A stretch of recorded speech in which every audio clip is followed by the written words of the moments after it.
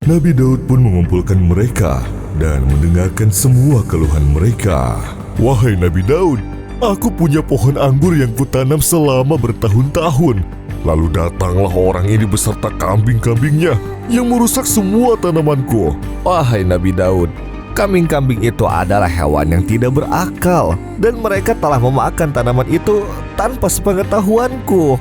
Nabi Daud pun bertanya kepada pengembala itu, di manakah dia ketika kambing-kambing itu memakan anggur-anggur itu? Sebenarnya, waktu itu aku sedang tidur karena aku begitu kelelahan.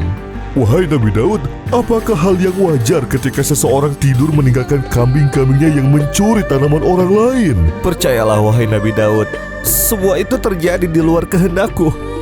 Aku tidak bermaksud untuk melakukan itu. Akan tetapi aku rugi gara-gara ulahmu. Tanamanku hancur. Sayang sekali, aku tidak memiliki harta yang cukup untuk mengganti semua kerugianmu. Tolong selamatkan aku dari kezaliman ini, wahai Nabi Daud.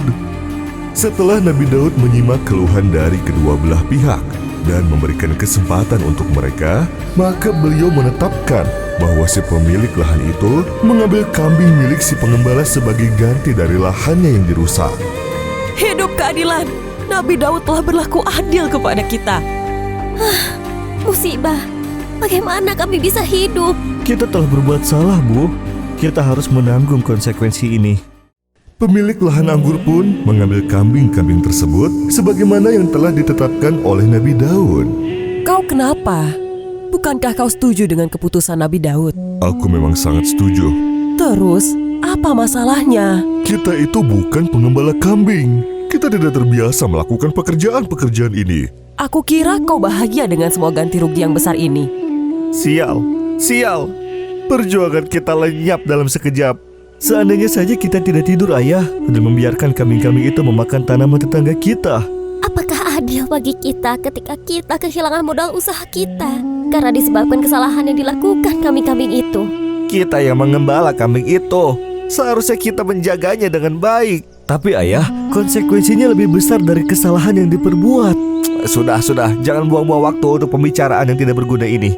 Pikirkanlah apa yang harus kita lakukan sekarang. Tidak ada cara lain selain kita bekerja, Ayah. Assalamualaikum wahai para pengembala. Selamat datang Tuan Mihrok. Apa yang kau lakukan di sini?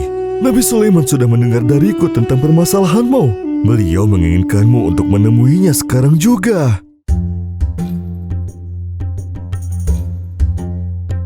Ayo istriku, kita sudah terlambat memenuhi panggilan Nabi Sulaiman. Kambing-kambing ini tidak mau mengeluarkan susunya. Itu karena kau tidak bisa melakukan pekerjaan ini. Baiklah. Aku akan pergi bersamamu. Tapi aku tidak mengerti kenapa Nabi Sulaiman memanggil kita. Bukannya ayahnya sudah menetapkan hukum atas permasalahan kita dan urusan itu juga sudah selesai. Beliau sudah meminta izin untuk mengulang persidangan. Dan kali ini beliau yang akan menjadi hakimnya. Kita ini hanya menentukan hukum berdasarkan emosi dan ego kita saja. Meskipun Nabi Daud sudah menetapkan hukuman, mungkin Nabi Sulaiman punya keputusan yang lebih bijak untuk kita semua. Aku tidak paham apa yang kau katakan. Kau tidak akan paham bagaimanapun aku menjelaskannya. Ayo, percepat langkahmu. Itulah yang sebenarnya terjadi, wahai Nabi Sulaiman. Ya, semua yang ia katakan itu benar Nabi Sulaiman, dan tidak ada yang ingin aku tambahkan. Nabi Sulaiman menyimak kedua belah pihak dengan seksama. Kemudian ia menetapkan bahwa pemilik kebun boleh mengambil kambing-kambing itu untuk mengambil manfaat yang dihasilkan oleh mereka sampai pengembala selesai memperbaiki kebun serta tanamannya. Kemudian kambing-kambing itu dikembalikan lagi kepada pemilik aslinya.